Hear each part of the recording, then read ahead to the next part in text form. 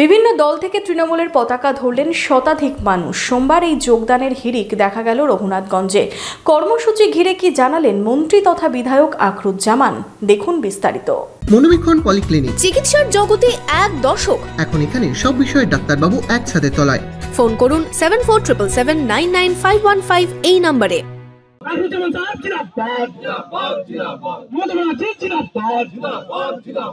দলবদলের হিড়িক রঘুনাথগঞ্জে।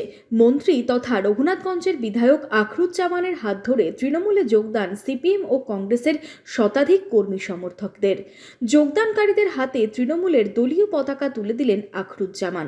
রঘুনাথগঞ্জের মিঠিপুর অঞ্চল তৃণমূল কংগ্রেসের দলীয় সভায় হয় যোগদান কর্মসূচি। বিধায়কের সাথে যোগদান কর্মসূচিতে উপস্থিত ছিলেন স্থানীয় অঞ্চল তৃণমূল নেতৃত্ব। যোগদান প্রসঙ্গে মন্ত্রী তথা বিধায়ক জানান, আমরা দলীয় কর্মসূচি, আগামী যে দল কিভাবে চলবে, অঞ্চলের সংগঠনকে কিভাবে মজবুত করা যাবে, সেই নিয়ে আমরা বিস্তারিত আলোচনা করলাম।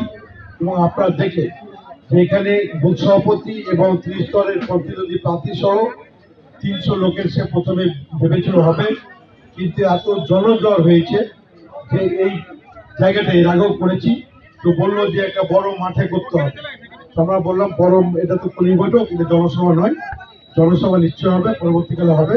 তো কর্মীদের উচ্ছ্বাস এবং তাদের যে উৎসাহ উদ্দীপনা, আমরা বিশ্বাস রাখি মিঠিপুর অঞ্চল আগামী দিনে ব্লককে নেতৃত্ব দিবে, এই প্রত্যাশা আমার আছে।